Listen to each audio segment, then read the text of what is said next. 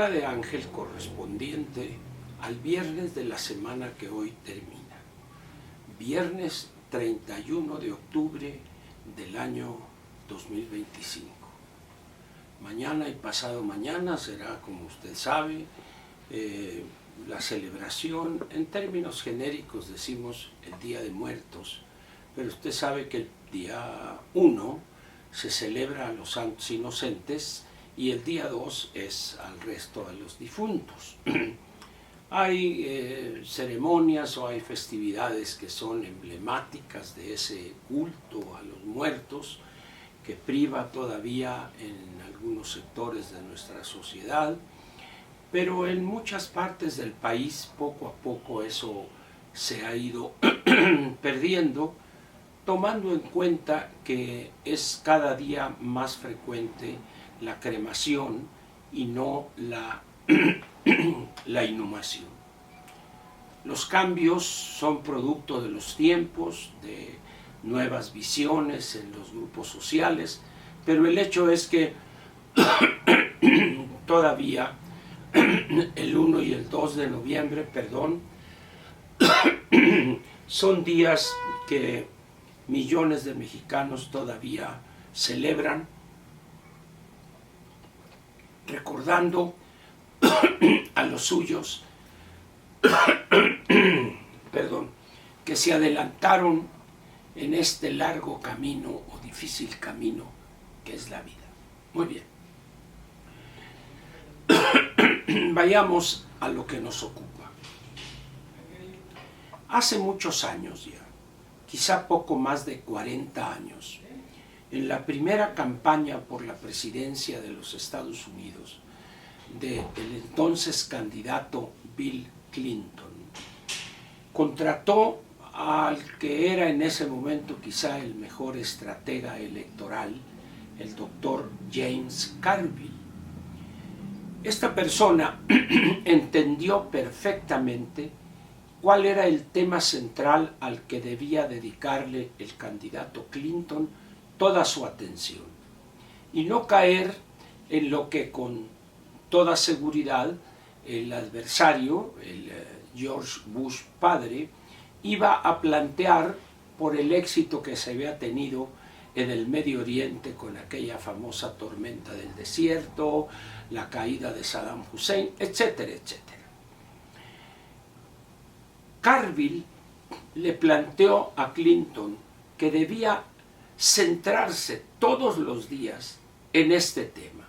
It's the economy, stupid. Es la economía, tontejo diríamos en México, ¿no? Para que se escuche medio así castizo, ¿verdad? Y la idea de esta consigna, de esta frase, era que el presidente Clinton no perdiera el foco, que estuviera concentrado, al margen de lo que el candidato Bush planteara, él debería llevarlo o jalarlo o responderle con la tragedia económica que, según los demócratas y Clinton, era Estados Unidos en ese momento. Hoy eso es historia, sin embargo, la frase sigue siendo utilizada en determinadas situaciones político-electorales. Hoy, en México, la tomo esa expresión, no estamos en una situación político-electoral, pero sí estamos en medio de una profunda crisis de la gobernación. Digan lo que digan los panegiristas, los arrastrados, los ya sabe usted qué, arrastrados ante la anticientífica. Pero ¿cuál sería la expresión que le acomodaría a eso que está haciendo y cómo se está comportando la anticientífica? Sin duda alguna, yo acuñaría esta frase tomando aquella como ejemplo del doctor James Carville. It's the United States, stupid. Son los Estados Unidos, tonteja. ¿Por qué razón? Tal parece que para el gobernante anterior, el bulto, y para la actual, la anticientífica, el enemigo a vencer, el adversario principal de nuestro país y su progreso y su desarrollo y además su crecimiento es el país al norte de México, Estados Unidos. Cuando uno desconoce la historia, es fácil que repitamos muchos errores. Allá en el año de 1995, después de aquel incidente que hemos dado en llamar el error de diciembre, México quedó sumido en una situación que, de no enfrentarse de una manera radical, podría haber devenido en movimientos, en protestas que podrían tornarse violentas sin razón alguna. En ese momento apareció Bill Clinton y, con un recurso que existe en el gobierno norteamericano, un préstamo de emergencia o un apoyo de emergencia a países amigos en situaciones críticas, armó un paquete que totalizaba alrededor de 52,000 millones de dólares, y con eso salvó al país y, por supuesto, a la economía mexicana. 25,000 millones del gobierno de los Estados Unidos, y entre el Fondo Monetario y el Banco Mundial y algunos bancos acreedores se sumaron 27,000 millones más y dieron un total de 52,000 millones de dólares. Con eso empezamos a restablecer las reservas internacionales de Banco de México, y empezó el presidente Zedillo a tomar decisiones impopulares y dolorosas, y ya en el año 96 estábamos creciendo, si no estoy equivocado, arriba del 4 o del 5%. Hoy estamos en una situación más difícil que aquella, porque en aquel entonces estaba al frente de la presidencia un hombre que no temía a las decisiones impopulares y dolorosas.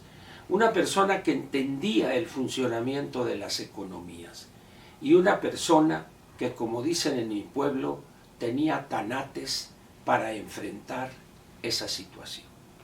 Hoy tenemos frente al país, o al frente de la gobernación, a una mujer de lo más ignorante que quizá haya llegado a la presidencia de México en todo lo que tiene que ver con la economía, con el gasto, con la política monetaria, con el impulso a ciertos sectores económicos, etcétera, etcétera. Pero también está regida su actuación por lo más acedo ideológicamente hablando que haya conocido nuestro país. El daño que hicieron aquel grupo de vándalos y de delincuentes del CEU, donde ella participaba al lado de quien entonces era su esposo, tengo entendido, causaron un gran daño, porque después de 9 meses de tener bloqueada y cerrada la universidad, regresaron como si nada ellos a clase, pero el daño estaba hecho. ¿Por qué?